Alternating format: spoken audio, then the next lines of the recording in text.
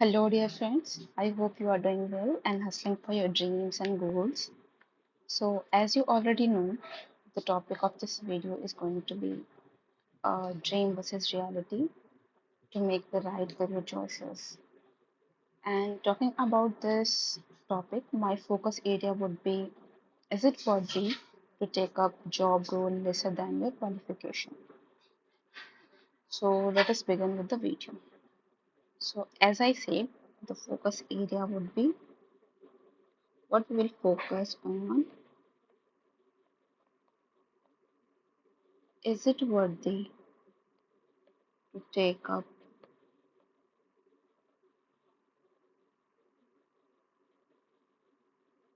lesser job role than your qualification?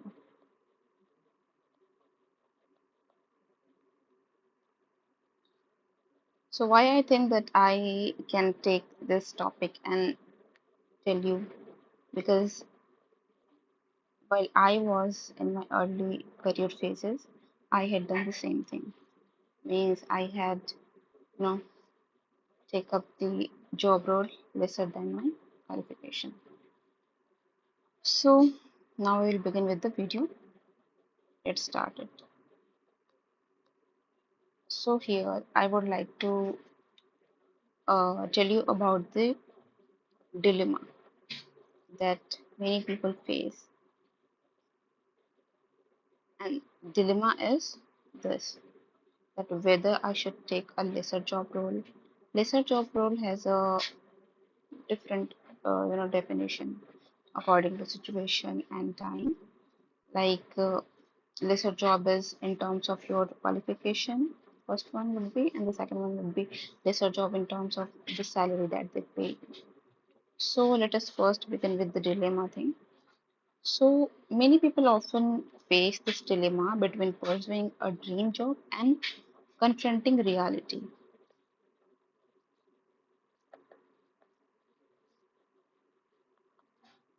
So suppose if you are looking for a teaching job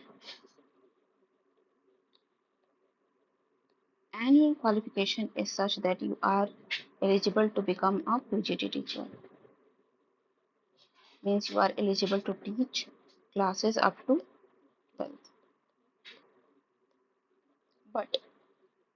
But what you are getting is, and the job market is such, the job opportunities are such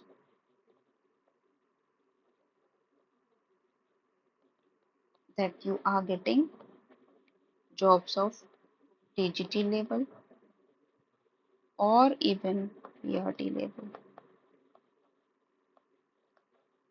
So this is the dilemma. So now comes the dilemma, and this is the dilemma that whether you should choose this or whether you should choose to be unemployed till the time you get the required job, which is the PGT teacher job. Okay,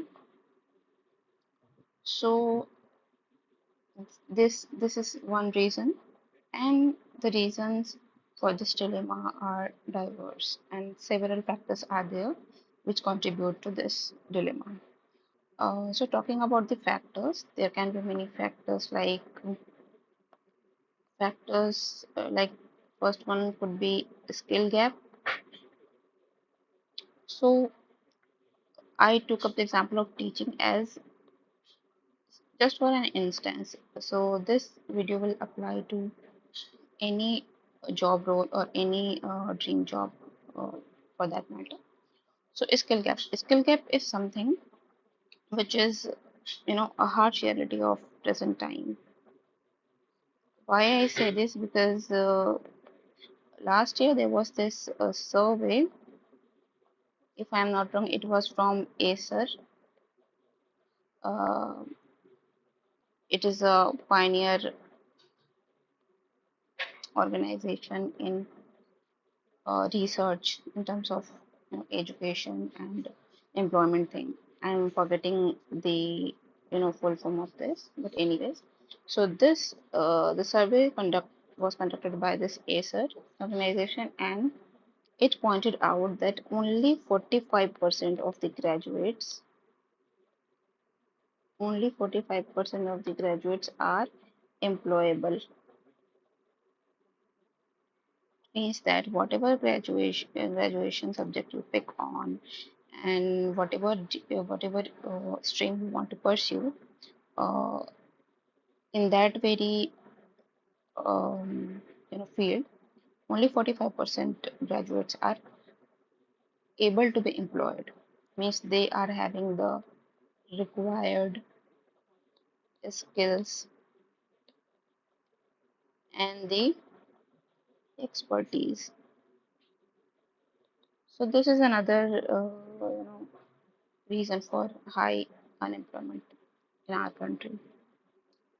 So first one would be a skill gap, because this is a harsh reality, and uh, as I said, these things have to be considered while we talk about skill gap.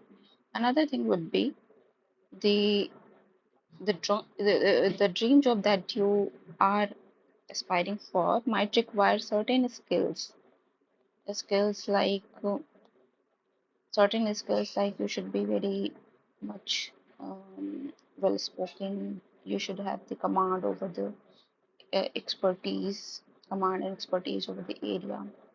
So apart from the skills, they might require some sort of experience in the same field, and some sort of additional qualification or education that a person does not currently possess. So that is the reason many people, face this dilemma, or uh, face the difficulty in getting the dream job. Second factor that contribute to this would be social expectations.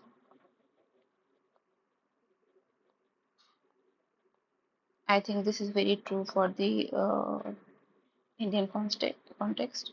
So, in this social expectation, pressure from family is something which is, I think, intrinsic to every candidate in almost all field, I feel.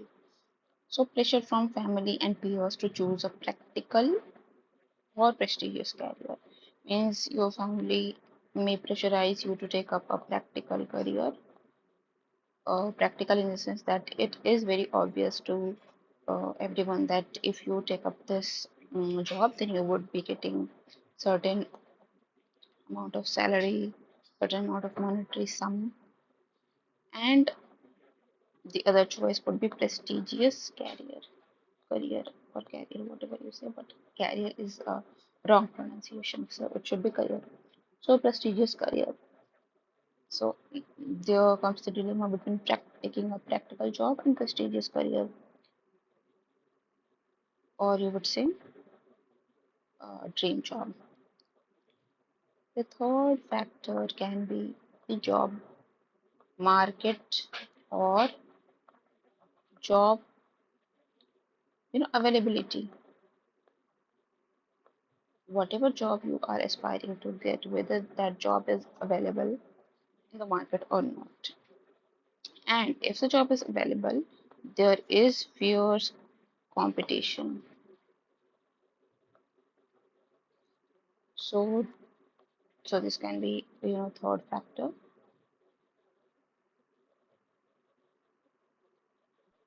Um, So these factors we talk about, these factors, contribute to the dilemma of a person, and dilemma regarding taking up a practical job or a dream job.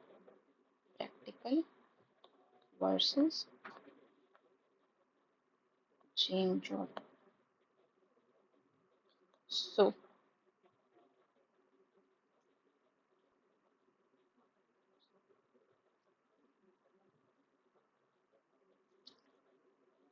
so as I told you in the beginning of the video that this is something which I did when I was in my early phase of career building.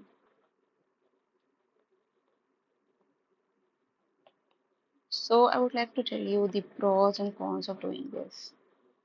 So first we'll talk about the pros. So if you take up a job which is lesser than your qualification and lesser than your expectation, then at least there is something that you will get. It is not uh, it is not a win-win situation. It is not a lose-lose situation. It is a combination of both. So the pros and cons both are there. The first we are talking about pros. The pros is that you gain some experience. You gain some experience maybe in the new field, in this new sector.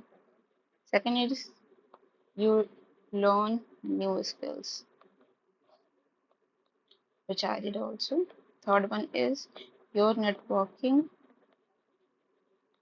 opportunities increases manifold.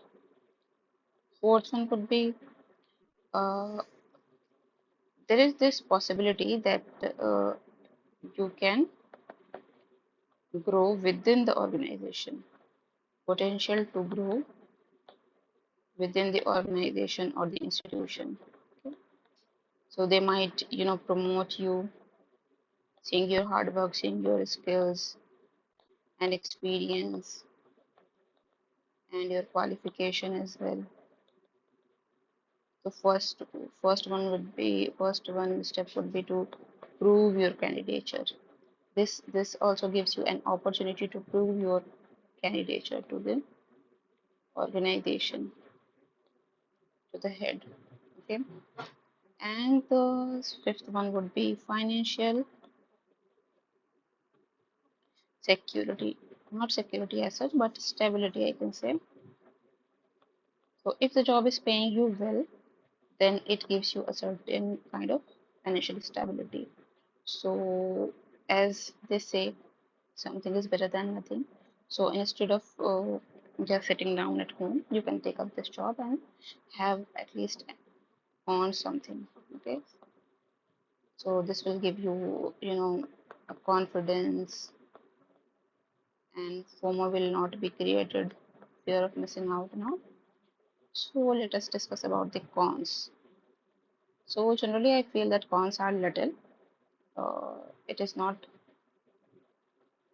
Uh, it is not that you know bigger list of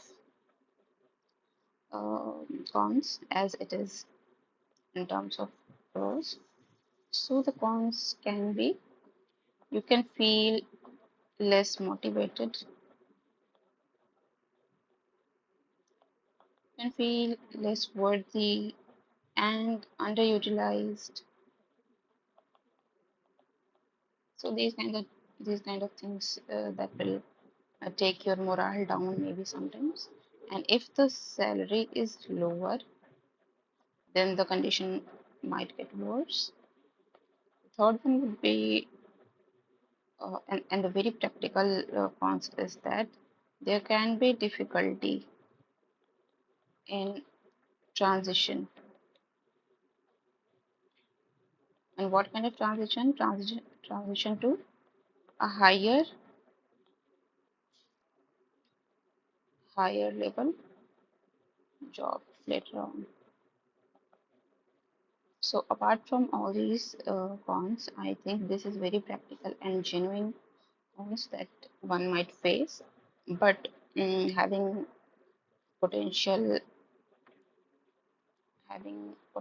and capabilities and skills and qualifications and expertise and command over your area will you know help you overcome this challenge as well.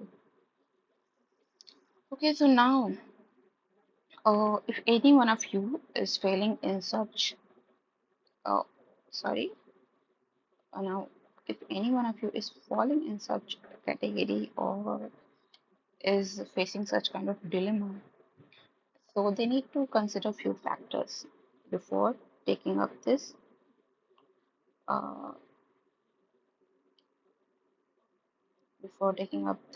opportunity as a doable thing, or before taking up this uh, low paying or low level job, there are certain factors that you should keep in mind. So, according to me, the first one should be your long term career prospects or goals. So, you have to very minutely analyze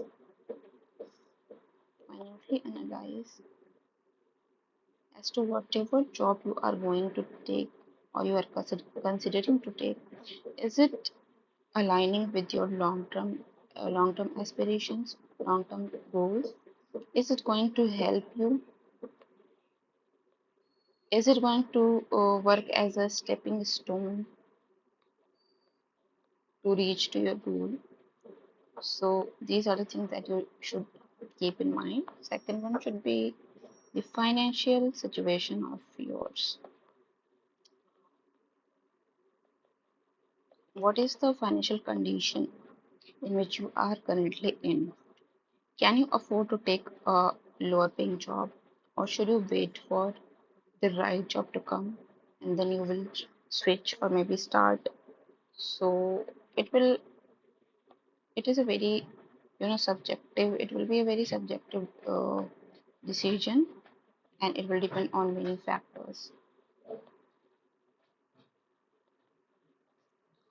Okay, third one would be uh,